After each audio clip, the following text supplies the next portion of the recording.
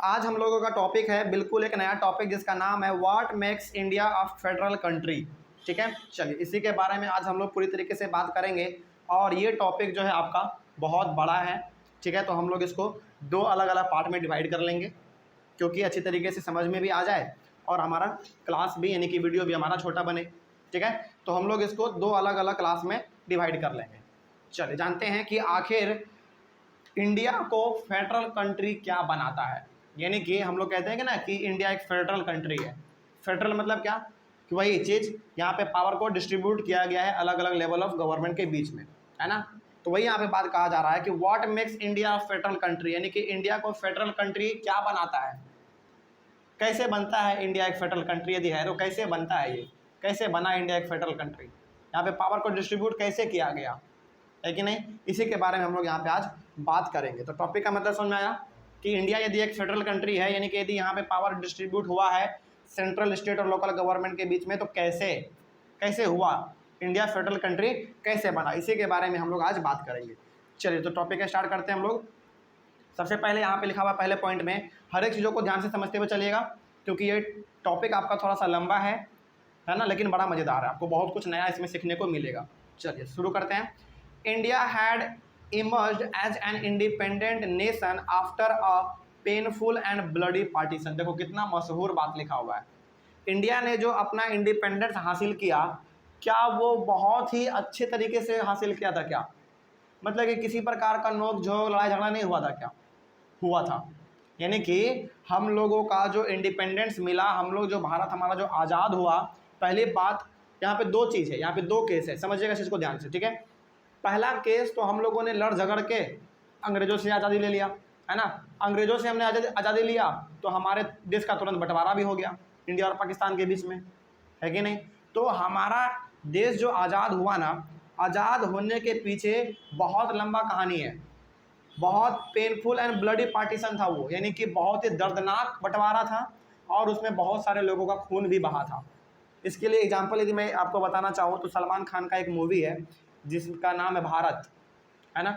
देखें उस भारत मूवी में दिखाया गया है कि जब इंडिया और पाकिस्तान का बंटवारा हो रहा था तो किस प्रकार से लोग ट्रेनों के छत के ऊपर बैठ कर इंडिया से पाकिस्तान और पाकिस्तान से इंडिया लोग आना चाह रहे थे। बात समझ में आ रही है। तो हम लोग ये कह सकते हैं कि हम लोगों का जो आज़ादी मिला, भारत को जो आज़ादी मिला, भारत जो एक इंडिपेंडेंट नेशन बना, इसके पीछे बहुत ही दर्दनाक और बहुत ही खून खराबा वाला था ये चीज़। बहुत सारे लोगों ने अपना जान गंवाया, बहुत एकदम खून का नदी बह रहा था, इस प्रकार से आप कह सकते हैं। ठीक है, तो बहुत ही लंबे दौर के बाद और बहुत ही संघर्ष के बाद जाकर हम लोगों को आज़ादी मिला।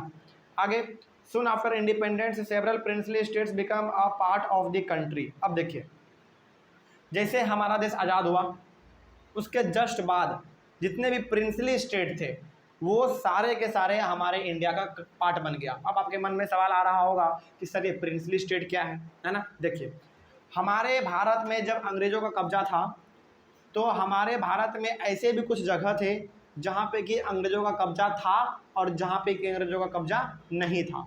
बात समझिएगा इस चीज़ को। प्रिंसली स्टेट समझा रहे हैं क्या होता है। प्रिंसली स्टेट क्या होता है, जब हमारे भारत में अंग्रेज़ों का यहाँ पे कब्जा था यानी कि कंट्रोल था, तो हमारे भारत में ऐसे छोटे मोटे राजा महाराजा भी उस समय पे रूल करते थे, यानी कि ऐसे जगहों पर जहाँ पे कि अंग्रेज़ों का कंट्रोल नहीं था। फिर वहाँ पे कंट्रोल किसका था, हमारे इंडिया के खुद राजा लोगों का कंट्रोल था।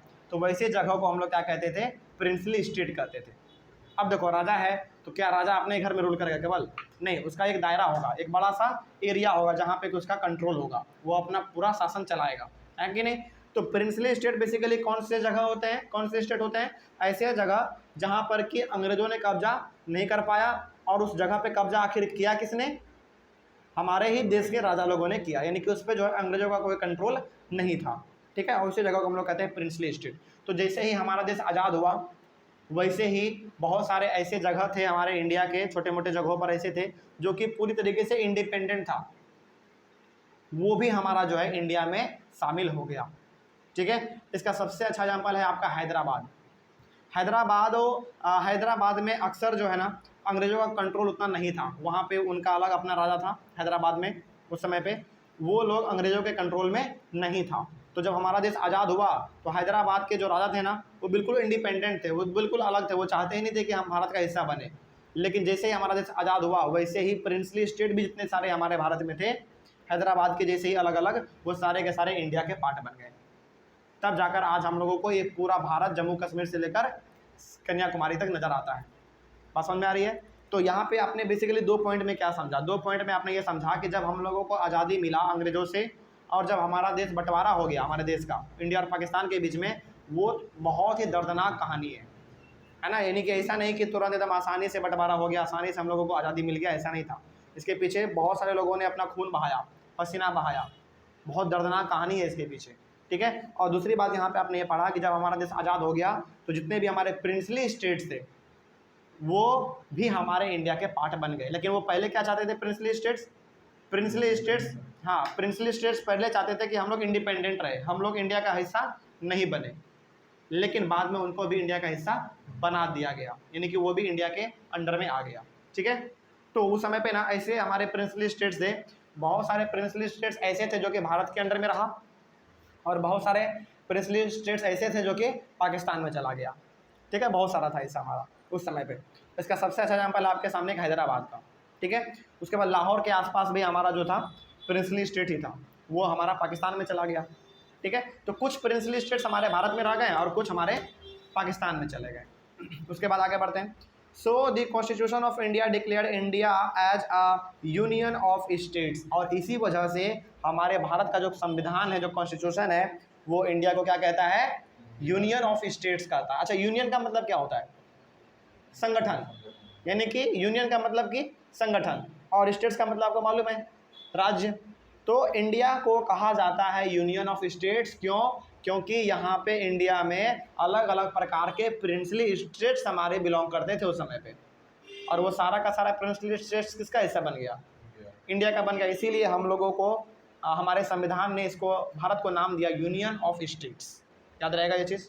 चलिए आगे बढ़ते हैं। जैसे यूनाइटेड स्टेट्स ऑफ अमेरिका, यानी कि यूएसए के लिए हम लोग क्या बोलते हैं, यूनाइटेड स्टेट्स ऑफ अमेरिका बोलते हैं ना, उसी प्रकार से यहाँ पे नाम दिया गया हमारे कॉन्स्टिट्यूशन के द्वारा इंडिया को, क्या, यूनियन ऑफ स्टेट्स। तो आपसे सवाल पूछेगा कि भारत को यूनियन ऑफ स्टेट्स क्यों कहा जाता है, तो आप बोलेंगे कि जब हमारा देश आज़ाद हुआ उस समय पे हमारे यहाँ पे बहुत सारे प्रिंसली स्टेट्स थे, कुछ प्रिंसली स्टेट्स पाकिस्तान में चले गए और कुछ प्रिंसली स्टेट्स हमारे इंडिया में ही रह गए। इस वजह से हमारे इंडिया को यूनियन ऑफ स्टेट्स कहा जाता है, यानी कि स्टेट्स का संगठन, अलग अलग प्रकार के स्टेट्स का संगठन।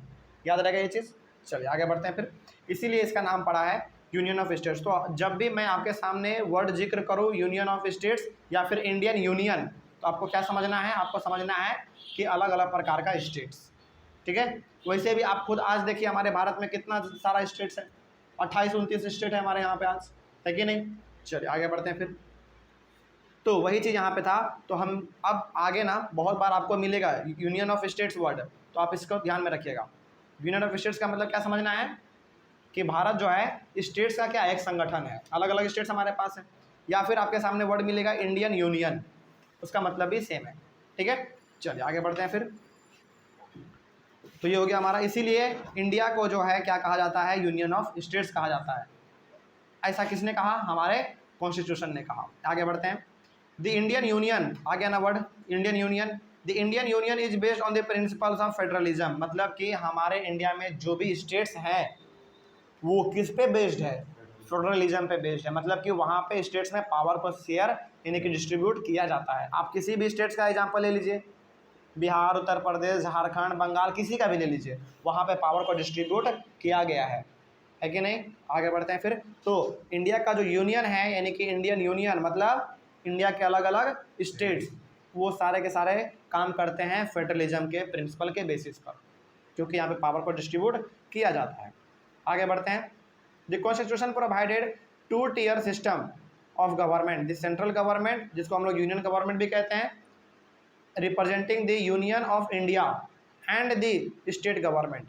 जब हमारा संविधान शुरू में नया नया बन रहा था ना, यानी कि जब हमारा देश आज़ाद हो गया उस समय पे जो हमारा इंडिया का नया कॉन्स्टिट्यूशन बन रहा था, उस समय पे कॉन्स्टिट्यूशन में इंडिया के लिए मात्र 2 ही लेवल ऑफ गवर्नमेंट शामिल किए गए थे। पहला सेंट्रल गवर्नमेंट जिसको हम लोग यूनियन गवर्नमेंट के नाम से भी जानते हैं, और दूसरा हमारा है स्टेट गवर्नमेंट। तो जिस समय पे हमारा भारत का संविधान नया नया बन रहा था, उस समय पे हमारे संविधान के जो मेकर थे उन्होंने मात्र 2 ही लेवल ऑफ गवर्नमेंट का जिक्र किया था अपने संविधान में, पहला सेंट्रल गवर्नमेंट और दूसरा स्टेट गवर्नमेंट, ठीक है। और सेंट्रल गवर्नमेंट को ये कहा गया है यूनियन गवर्नमेंट। यूनियन गवर्नमेंट इसलिए कहा गया है क्योंकि ये यूनियन को, यानी कि यूनियन ऑफ इंडिया के यूनियन को रिप्रेजेंट करता है, मतलब कि इंडिया के अलग अलग स्टेट्स को रिप्रेजेंट करता है, क्योंकि सारा स्टेट्स मिलकर ही हमारा क्या बनता है, एक सेंट्रल गवर्नमेंट बनता है। क्योंकि सेंट्रल गवर्नमेंट जो भी नियम कानून पास करता है वो सारे स्टेट्स पे लागू होता है कि नहीं। चलो आगे बढ़ते हैं फिर। लेकिन बाद में later the constitution added a third tier of government that is local government in the form of municipalities in city and panchayat in village. लेकिन बाद में जरूरत पड़ने पर हम लोगों को, देखो कॉन्स्टिट्यूशन ना 2 प्रकार का होता है। कॉन्स्टिट्यूशन 2 प्रकार का होता है, एक होता है फ्लेक्सिबल कॉन्स्टिट्यूशन और एक होता है रिजिड कॉन्स्टिट्यूशन। फ्लेक्सिबल कॉन्स्टिट्यूशन का मतलब होता है कि ऐसा कॉन्स्टिट्यूशन जिसमें कि जरूरत पड़ने पर बदलाव किया जा सकता है, अमेंडमेंट किया जा सकता है। लेकिन एक ऐसा होता है रिजिड कॉन्स्टिट्यूशन, जो एक बार उसमें लिखा गया वो बदला नहीं जा सकता है। हमारे भारत का जो कॉन्स्टिट्यूशन है ना वो फ्लेक्सिबल है, मतलब कि जरूरत पड़ने पर उसमें सुधार किया जा सकता है। इसीलिए हमारे भारत के संविधान में, जब संविधान हमारा बन रहा था उस समय पे मात्र 2 ही लेवल ऑफ गवर्नमेंट का जिक्र किया गया, लेकिन बाद में उसमें एक और लेवल ऑफ गवर्नमेंट को जोड़ दिया गया जिसका नाम था लोकल गवर्नमेंट, ठीक है। किस रूप में भाई, म्यूनिसिपैलिटी, कहाँ पर, सिटी में, यानी कि सिटी में देखेंगे आप तो लोकल गवर्नमेंट में क्या कहलाता है, म्यूनिसिपैलिटी कहलाता है, और वही लोकल गवर्नमेंट गाँव में क्या कहलाता है, पंचायत कहलाता है, ठीक है। चलिए आगे बढ़ते हैं फिर। तो ये हो गया हमारा बात। We have 3 lists regarding legislative powers between the union government and this state government. देखिए आपके सामने ना यूनियन गवर्नमेंट बोले या फिर सेंट्रल गवर्नमेंट बोले, बात सेम है, ठीक है। या फिर आपके सामने यूनियन ऑफ स्टेट्स कहे या फिर इंडियन यूनियन कहे, बात सेम है, ठीक है। क्योंकि यूनियन ऑफ स्टेट्स का मतलब क्या, यानी कि इंडिया के अलग अलग स्टेट्स का संगठन है कि नहीं। चलिए आगे बढ़ते हैं फिर।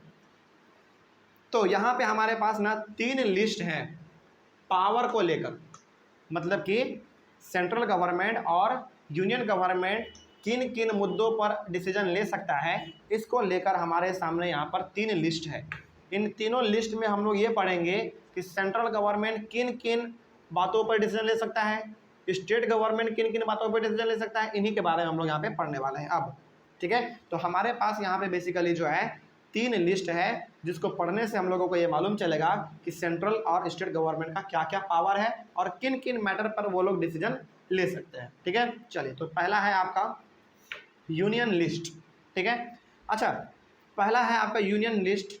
यूनियन लिस्ट से ही आपको क्या मालूम चल रहा है कि किसके बारे में होगा ये, यानी कि इंडियन यूनियन के लिए, यानी कि सेंट्रल गवर्नमेंट का होगा बात यहाँ पे। देखिए सबसे पहला आपका है यूनियन गवर्नमेंट, मतलब कि यहाँ पे हम लोग पढ़ने वाले हैं यूनियन गवर्नमेंट के बारे में, बेसिकली सेंट्रल गवर्नमेंट के बारे में, कि आखिर सेंट्रल गवर्नमेंट किन किन मुद्दों पे डिसीजन ले सकता है। चले जानते हैं क्या लिखा हुआ है। It includes subjects of national importance such as defence of the country, foreign affairs, banking, communications and currency.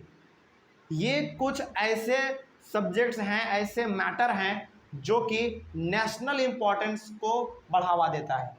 मतलब कि ये जो है ना, ये जो यहाँ पे बात कहा गया है, जैसे defence of the country, foreign affairs, banking, communications और करेंसी, ये सारा का सारा नेशनल लेवल पे होता है, यानी कि ये सारा का सारा पूरे स्टेट पे लागू होता है। तो इनसे रिलेटेड जो है डिसीजन वो कौन लेगा, सेंट्रल गवर्नमेंट या फिर यूनियन गवर्नमेंट, जो बोल लीजिए आप, वही ले सकता है। चलिए अब इसको गहराई से और समझते हैं हम लोग। इसमें क्या कहा गया है, यूनियन लिस्ट में कहा गया है कि इसमें जो भी बात होगा वो नेशनल इंपॉर्टेंस का बात होगा, मतलब कि वो पूरे भारत के लिए बात होगा। तो पूरे भारत के लिए क्या क्या बात होता है भाई, डिफेंस ऑफ द कंट्री, यानी कि डिफेंस में क्या सुधार करना है, क्या उसके लिए बदलाव करने हैं, वो सारा का सारा पावर किसके पास है, यूनियन गवर्नमेंट के पास है। इसमें किसी भी प्रकार से स्टेट गवर्नमेंट दखलंदाजी नहीं कर सकता है, किसी भी प्रकार से नहीं, ठीक है। आगे बढ़ते हैं फिर। डिफेंस हो गया। फॉरेन अफेयर्स, मतलब कि इंडिया का नाता किस कंट्री से अच्छा होना है, ख़राब होना है ना, रिलेशन जिसको हम लोग कहते हैं, ये भी डिपेंड करेगा किस पे, यूनियन गवर्नमेंट पे ही डिपेंड करेगा। क्या स्टेट गवर्नमेंट जाके कभी पाकिस्तान से बात कर सकता है, नहीं कर सकता है, लेकिन सेंट्रल गवर्नमेंट यानी कि यूनियन गवर्नमेंट जाके बात कर सकता है डायरेक्टली। ये यूनियन गवर्नमेंट के पास ही केवल पावर है।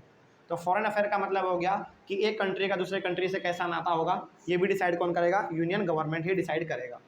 आगे बैंकिंग सिस्टम, जितने भी आपको बैंक दिखते हैं वो सारे के सारे बैंक कौन ऑपरेट करते हैं, आपके सेंट्रल गवर्नमेंट के द्वारा ऑपरेट किया जाता है।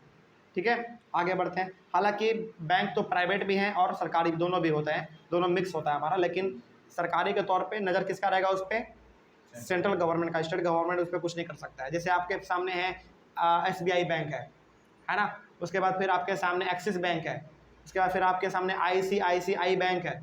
इन सभी पे प्राइवेट कंपनी का भी हाथ रहता है, इसके साथ ही साथ गवर्नमेंट का भी हाथ रहता है, लेकिन किस गवर्नमेंट का, सेंट्रल गवर्नमेंट का, क्योंकि भाई ये बैंक से रिलेटेड इशू है, पैसा से रिलेटेड इशू है, तो थोड़ा सा गंभीर मामला है, इसीलिए इस पर नज़र कौन रखेगा, सेंट्रल गवर्नमेंट ही रखेगा। उसके बाद कम्युनिकेशंस। अच्छा, बहुत बार आप देखते होंगे ना, बहुत बार आप देखते होंगे कि अच्छा जैसे अभी ना हमारे यहाँ पे फॉर एग्जांपल के तौर पे यदि देखा जाए, इसका सबसे बेहतरीन एग्जांपल हम क्या ले सकते हैं, हाँ चलो ये वाला एग्जांपल ले सकते हैं हम लोग। जैसे हमारे इंडिया में समय समय पर हम लोग सैटेलाइट लॉन्च करते रहते हैं, है ना, ताकि हम लोगों को क्या हो सके, कम्युनिकेशन बहुत ही अच्छी तरीके से हो सके। जैसे आप पटना में बैठकर अपने दोस्त से दिल्ली में बात कर लेते हैं, कैसे कर लेते हैं भाई, क्योंकि आपका कम्युनिकेशन लाइन बहुत ही तगड़ा है, क्योंकि इसके लिए काम कौन कर रहा है, इसके लिए आपका सैटेलाइट ऊपर में काम कर रहा है ना। तो कम्युनिकेशन से रिलेटेड यानी कि सैटेलाइट ऊपर भेजने का काम भी किसका हो सकता है, आपका सेंट्रल गवर्नमेंट का ही हो सकता है। स्टेट गवर्नमेंट कभी भी सैटेलाइट ऊपर नहीं भेज सकता है, उसका परमिशन ही नहीं है।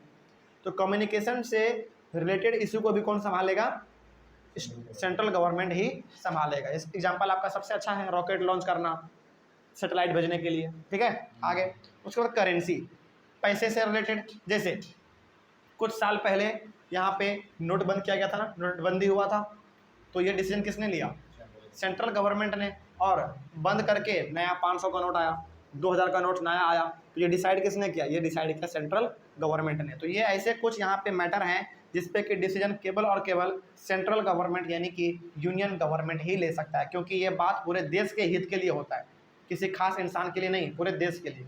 ठीक है, यानी कि ये बात करता है नेशनल इंपॉर्टेंस का। आगे बढ़ते हैं।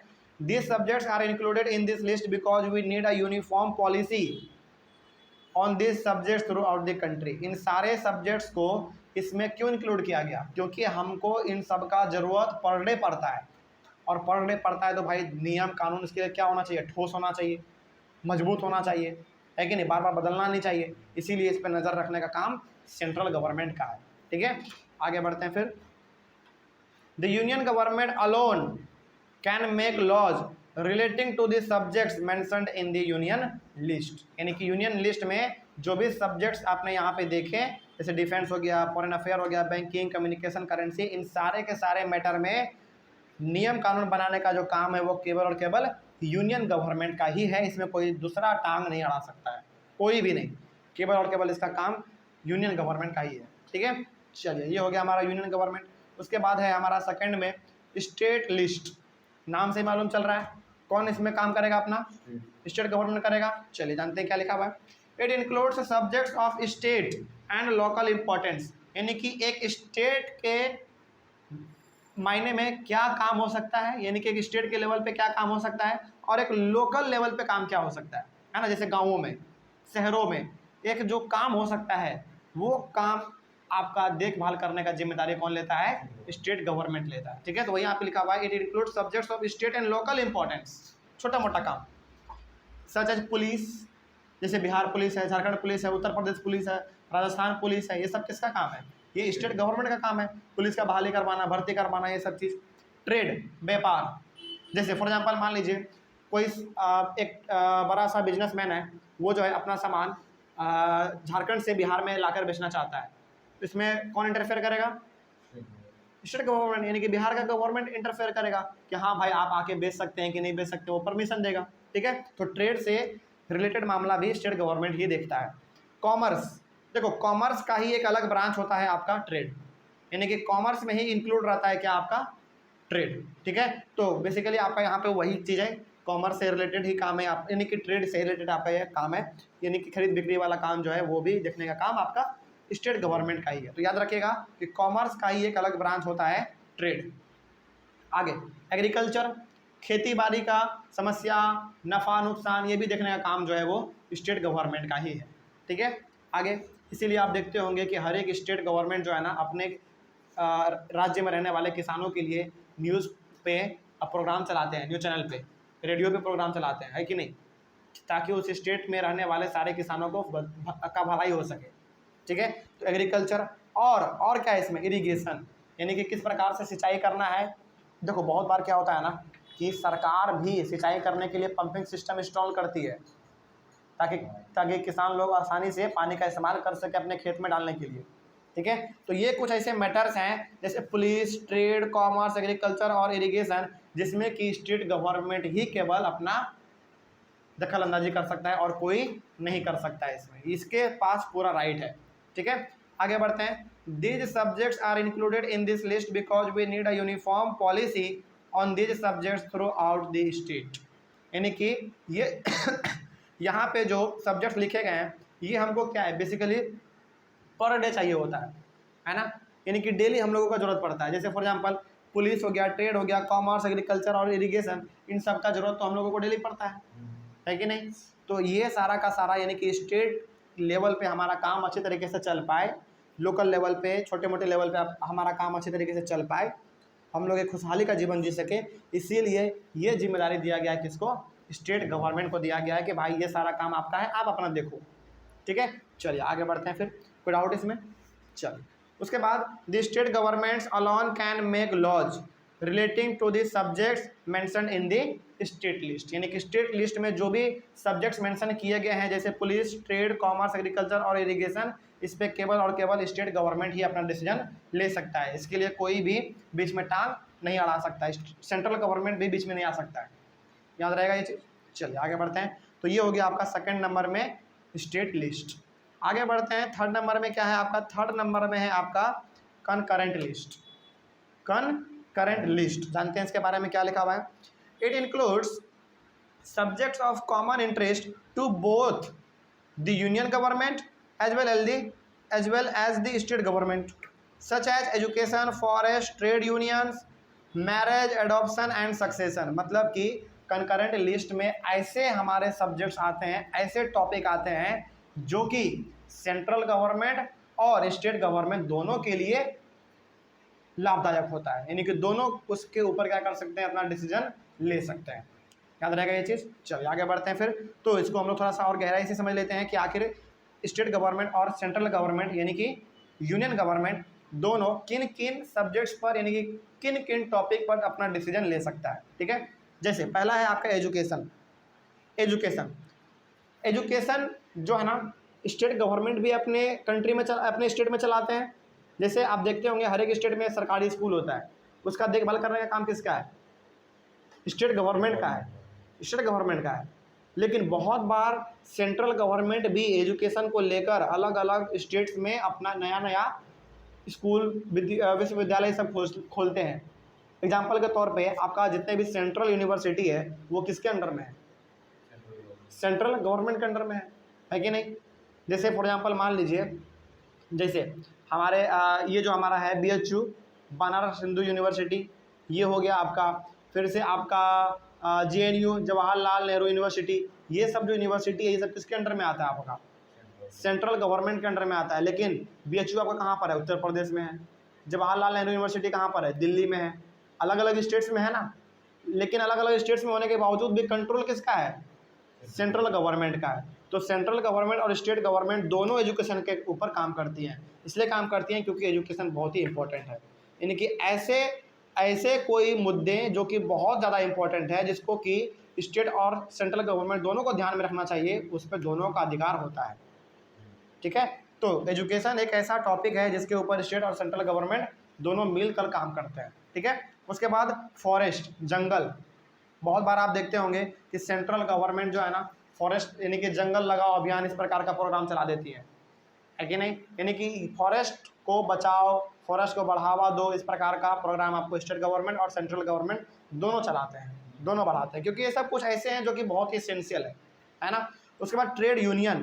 ट्रेड यूनियन का मतलब, अच्छा चलो यहाँ पे दो वर्ड है, पहला तो है ट्रेड और दूसरा यूनियन। यूनियन का आपको मतलब है मालूम है, संगठन। ट्रेड का मतलब क्या, व्यापार।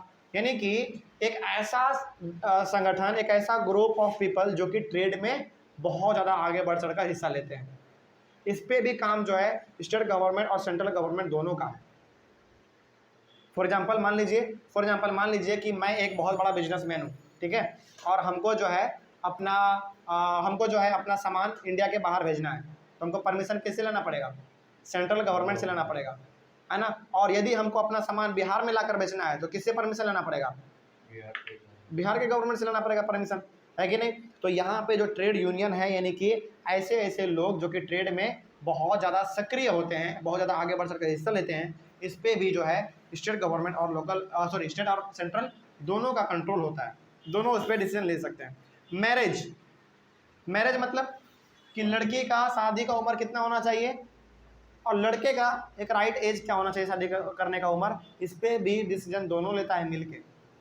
जैसे फॉर एग्जांपल अभी फ़िलहाल कितना है, अभी है लड़के का 21 साल होना चाहिए उम्र और लड़की का कम से कम 18 साल होना चाहिए, तब जाकर आप शादी दोनों कर सकते हैं अपने मर्जी से, है कि नहीं। जैसे मान लीजिए कोई लड़का लड़की प्यार करता है अपना, दोनों एक दूसरे को पसंद करता है और दोनों शादी करना चाहता है, लेकिन उसके माता पिता शादी करने के लिए परमिशन नहीं दे रहे हैं, तो हमारे संविधान में ये पावर लिखा हुआ है कि यदि लड़का 21 साल का है और लड़की 21 साल की है तो दोनों बिना किसी से पूछे भी शादी कर सकते हैं, है कि नहीं। यानी कि मैरिज के ऊपर भी नियम कानून बनाने का काम दोनों का है, स्टेट और सेंट्रल दोनों का। उसके बाद एडॉप्शन मतलब होता है ना बच्चे को गोद लेना, है ना।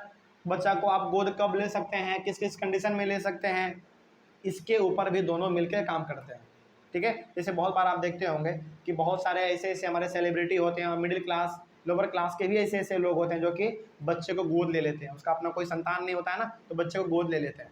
बच्चे को गोद लेने का मतलब क्या, अनाथालय में गए और उठा के लेते आए? नहीं, ऐसा नहीं होता, उसके ऊपर भी पूरा एग्रीमेंट होता है कि नहीं। तो इसके ऊपर भी सेंट्रल और स्टेट गवर्नमेंट दोनों मिलकर काम करते हैं। उसके बाद सक्सेशन का मतलब कि आपके पिताजी के मर जाने के बाद आपका संपत्ति किसके हाथ में जाएगा, आपकी बहन के हाथ में या आपके हाथ में जाएगा। ये भी पूरा का पूरा अधिकार होता है किसके ऊपर, सेंट्रल और स्टेट दोनों के ऊपर होता है। बात समझ में आ रही है? चलिए आगे बढ़ते हैं फिर। Both the union government as well as the state government can make laws relating to the subjects mentioned in the concurrent list. तो दोनों मिलकर, स्टेट गवर्नमेंट और सेंट्रल गवर्नमेंट दोनों मिलकर नियम कानून बनाने का काम कर सकते हैं उन सब्जेक्ट्स पर जो सब्जेक्ट्स कंकरेंट लिस्ट में मेंशन किया गया है। जैसे क्या था भाई, education, forest, trade union, marriage, adoption और सक्सेशन। इन सारे मैटर्स पे स्टेट और सेंट्रल गवर्नमेंट दोनों मिलकर कर सकता है। लेकिन क्या आपको नहीं लगता है कि कभी कभी दोनों के बीच में लड़ाई भी हो जाता होगा कि नहीं ऐसा नियम नहीं बनना चाहिए? फॉर एग्जाम्पल मान लीजिए स्टेट गवर्नमेंट जो है सक्सेशन को लेकर, चलिए एग्जाम्पल के तौर पे समझते हैं। जैसे मान लीजिए सक्सेशन का मतलब क्या कि मान लीजिए कि आपके पिताजी का मृत्यु हो गया, भगवान ना करे ऐसा हो, लेकिन आपके पिताजी का मृत्यु हो गया, लेकिन आपके पिताजी का जो धन संपत्ति प्रॉपर्टी था वो किसके हाथ में बंटवारा होगा, किसके किसके साथ? क्योंकि आप हैं और आपकी बहन भी है, किसके हाथ में जाएगा? मान लीजिए कि स्टेट गवर्नमेंट ने ये नियम बनाया कि जो धन संपत्ति है वो केवल भाइयों के बीच में बंटवारा होगा, लेकिन स्टेट गवर्नमेंट ने क्या कहा कि धन संपत्ति जो है भी है पिताजी का वो भाइयों के बीच में बंटवारा हो जाएगा, यानी कि उसके बेटे के बीच में, जो मर गया उसका जो बेटा था उसके बीच में बंटवारा हो जाएगा। लेकिन सेंट्रल गवर्नमेंट कहता है कि नहीं, भाई और बहन दोनों के बीच में बंटवारा होगा। तो यहाँ पे क्या हो गया, दोनों के बीच में मतभेद हो गया ना। स्टेट गवर्नमेंट कह रहा है कि नहीं धन संपत्ति केवल उसके बेटे को मिलेगा, सेंट्रल गवर्नमेंट कह रहा है कि नहीं धन संपत्ति जो है दोनों के बीच में, लड़का हो चाहे लड़की हो, यानी कि भाई बहन दोनों के बीच में बंटवारा होगा। तो यहाँ पे एक मतभेद हो जाता है। तो इस मतभेद में किसका बात चलेगा? इस मतभेद में बात चलेगा सेंट्रल गवर्नमेंट का। ये भी हमारे संविधान में प्रोविजन है, लिखा हुआ है ये चीज़। तो याद रखिएगा इस चीज़ को कि वही चीज़ यहाँ पे लिखा हुआ है सी नंबर में, if there laws conflict with each other, यानी कि इन दोनों का जो कानून है यदि आपस में टकरा गया, इससे लड़ाई झगड़ा का माहौल यदि बन गया, यानी कि कोई कुछ कह रहा है कोई कुछ कह रहा है, यदि ऐसा हो गया the law made by the union government will prevail, यानी कि विन कर जाएगा। तो एक ही मैटर के ऊपर यदि स्टेट गवर्नमेंट का बात कुछ और कहना है, सेंट्रल गवर्नमेंट का बात कुछ और कहना है, दोनों के बीच में क्या हो गया, मतभेद हो गया, दोनों का बात बीच में बैठ नहीं रहा है, फिट नहीं हो रहा है। तो इस मामले में जीतेगा कौन? इस मामले में जीतेगा आपका यूनियन गवर्नमेंट, यानी कि सेंट्रल गवर्नमेंट। सेंट्रल गवर्नमेंट भी गलत हो सकता है, लेकिन इस मायने में जीतेगा सेंट्रल गवर्नमेंट ही, क्योंकि हमारे संविधान में ये प्रोविज़न है, ये लिखा हुआ है कि यदि कुछ भी हो गया, लड़ाई झगड़ा यदि हुआ दोनों के कानून के बीच में, तो जीतेगा कौन ऑटोमेटिकली? गलत भी रहेगा तब भी जीतेगा। हाँ बिल्कुल। देखो हालांकि ऐसे गलत होता नहीं है, क्योंकि पार्लियामेंट में हमारे जो भी लोग बैठे हुए हैं, एक आदमी तो नहीं है भाई, 545 मेंबर ऑफ पार्लियामेंट है हमारे, तो सबका सहमति के साथ बनता है ना, तो गलत होने का संभावना बहुत ही कम होता है। तो यदि गलत कुछ भी रहा, यदि गलत मान लीजिए थोड़ा सा रहा भी, फिर भी वो नियम कानून जो है पास हो जाएगा और उसमें जीतेगा कौन? Union government. ठीक है, चलिए आई होप आपको अच्छे समझ में आ गया होगा, यहाँ तक में कोई डाउट?